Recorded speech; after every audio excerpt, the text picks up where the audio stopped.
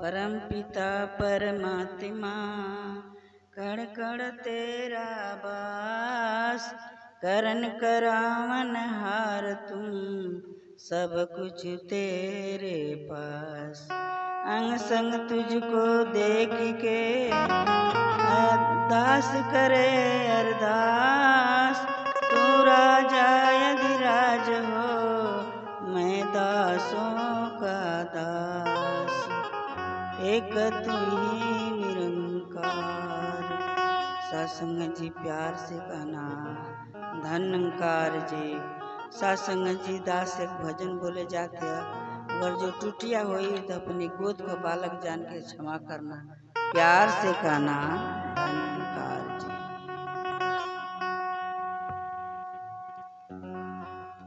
चरणवा चरणवा चरणवा चरणवा चरणवा सब कतार ला छुआई के चरणवा,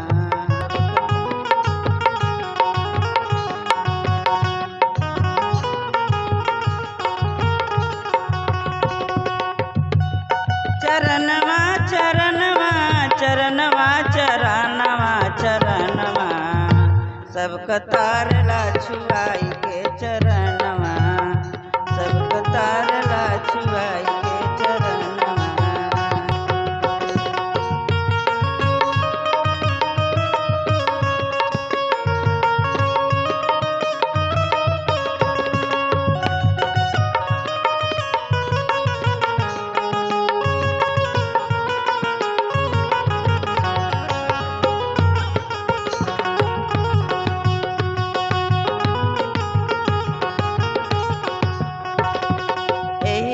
चरणवा के भरत जी पूजल,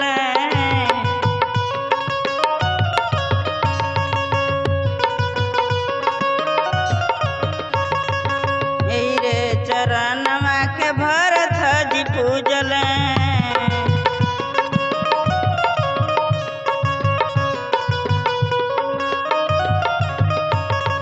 सरदा सुमनवा के दिया ना जल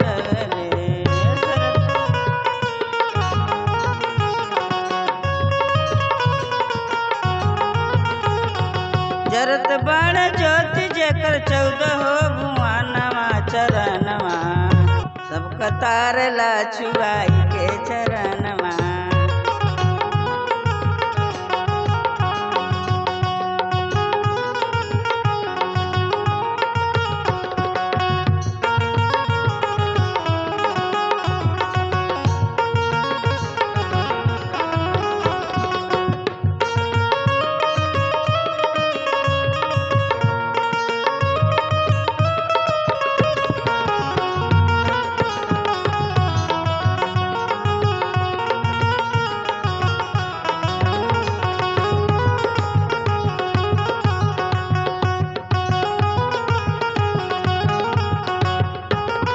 तरलिया हेलिया पूजल मन के अरमानवा,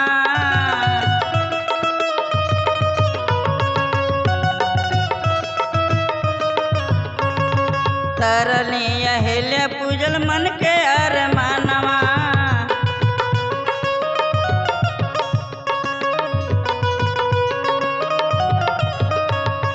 धोई के चरनिया के वट तारे खाना दानवा,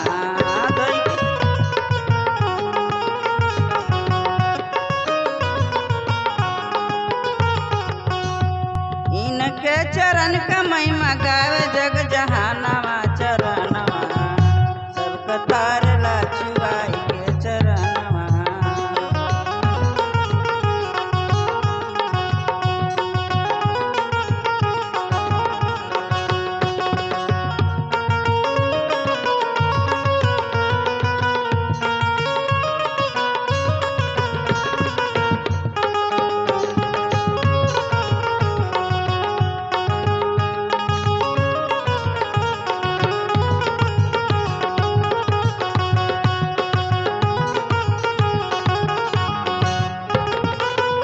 प्रहलाद मीरा सवरी के तरला,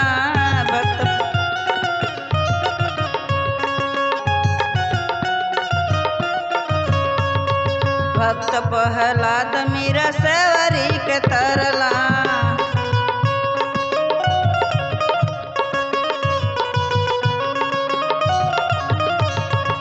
इनके चरण का महिमा गावे वेद पुराणवा चरणवा, सबका तारला छुआई के चरणवा।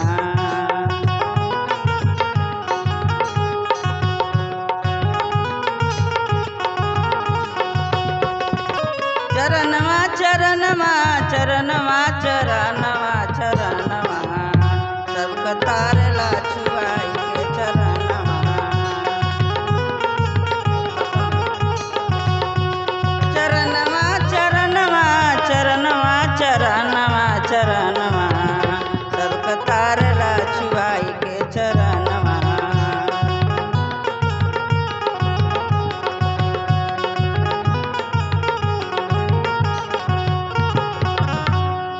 सासंग जी बड़े प्यार से कान्हा जी निरंकार जी।